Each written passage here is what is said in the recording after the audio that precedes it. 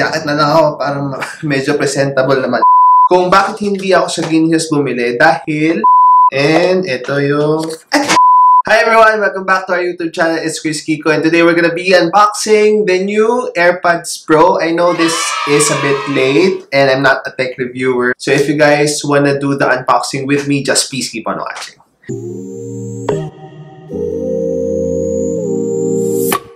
Okay, so I've been in the hunt for an Airpods Pro since it came out. And laging out of stock sa Power Mac, sa Beyond the Box. It's now 12:30 midnight ng January 30. So, nagpunta kami sa Lucky Chinatown Mall. We went window shopping, me and Bim.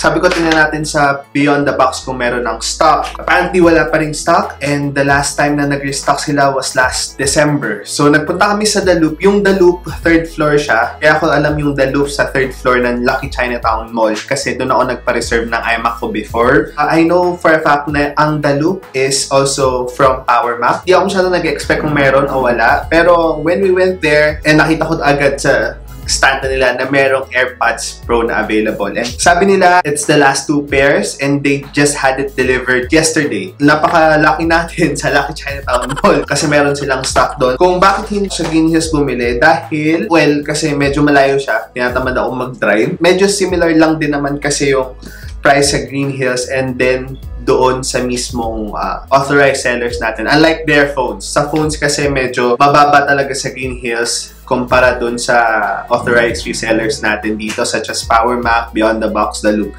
Pero yung mga ganito siguro accessories, sobrang close lang nila. So ang price niya ay 14,990 pesos. Actually, 14,900 pesos lang siya sa Apple Store talaga. Pero 90 pesos lang siguro yung tubo ng The Loop sa kanya. And The Loop is also from Power Mac, so it's an authorized seller din talaga ng Apple. So here is the box. Hindi kasi ako masyadong marunong mag-unbox, ano? I have the first AirPods, pero nawala ko yung isa. Tapos nasira ko na yung natira. So that was years ago. Hindi na ako bumili ulit kasi parang parehas lang yung second generation dun sa first generation. The reason din kung bakit nag-intay ako at hindi ako agad-agad bumili is that hindi din siya masyadong priority. And ngayon may extra budget for this. So we went ahead and bought it. So, yun. Yan, yung serial number niya. Ayan yung sides. Ayan yung price. Ayan siya. Tapos may parang flip dito. Kasi hindi ko na siya binuksan sa store. Ito yung receipt niya.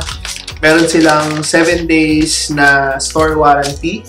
Tapos, 1-year warranty, of course, nitong mismong AirPods. Kapagbasa na rin ako ng reviews. Siyempre, iba pa rin pag yung sarili mo na mas ma-explore mo siya. So, buksan natin itong flip na side. Yan. Yun. Okay. Very Apple lang siya. Yan. Tapos, yung loob. Teka, babawasan ko nga yung aking ano. Hopefully, mas okay. So, yan siya. Ito yung mga paperworks. And, ito yung...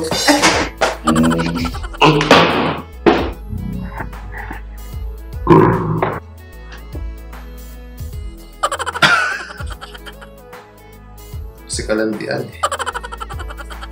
Included in the box is... charger. Ano yun? Okay. USB Lightning to USB-C. So, magagamit ko siya sa charger ng Pro Max ko. Sa loob, andito yung earbuds. So, nakalagay dito, small and large.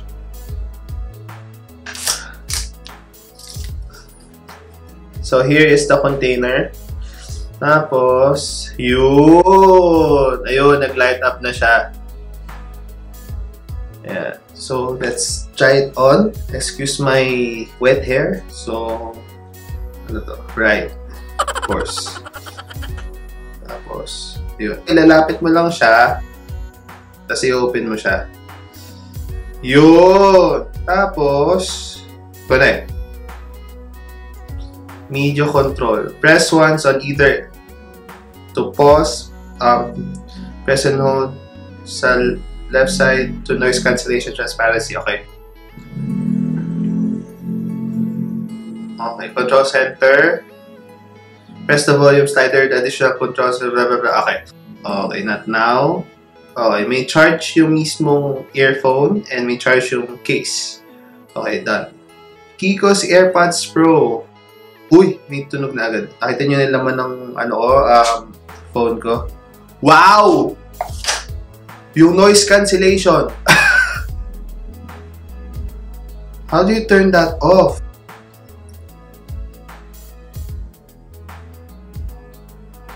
So, yung transparency, maririnig mo yung outside. Okay? Tapos yung noise cancellation, 80% ng sounds wala. Tapos pwede mong i-off.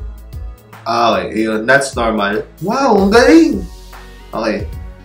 Basically, yun lang yun. Yung transparency, it's so much better than real life. Mas malakas siya. So, for technical specs, I'm not a tech reviewer. Pero, I think yung mic niya, yun yung ginagamit niya to register the sounds paloob. Feels better than the first generation. Ayan, nagpa-play na. Gives me worth and I can see her. Ganda, ganda. Okay, on ko yung noise cancellation.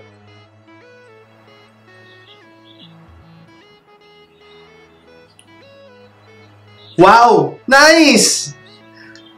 Meron daw tong function na let's turn the transparency para marinig ko yung sarili ko. So, meron daw tong parang doon sa okay, so Bluetooth Airpods Pro dito. Tapos, merong ear tip fit test. Place AirPods in both ears so they're comfortable and secure. Then press play to test fit.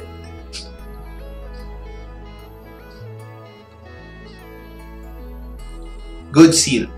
Okay, so there's something in there and in this air vent na seal niya yung ears mo. It feels nothing. Nakakakaba yun. Nakakakaba kasi secure siya pero hindi mo siya feel. Lalo na pag ganyan kasi naka-transparency ako ngayon.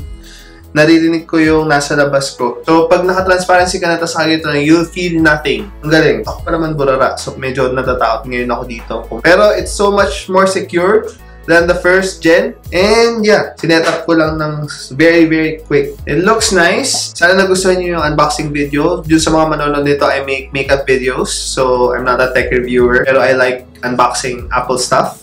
So yeah, if you haven't subscribed yet, please do. My social media accounts will be linked down below. I'll see you guys soon. Thank you guys for watching. Take care and God bless. Bye!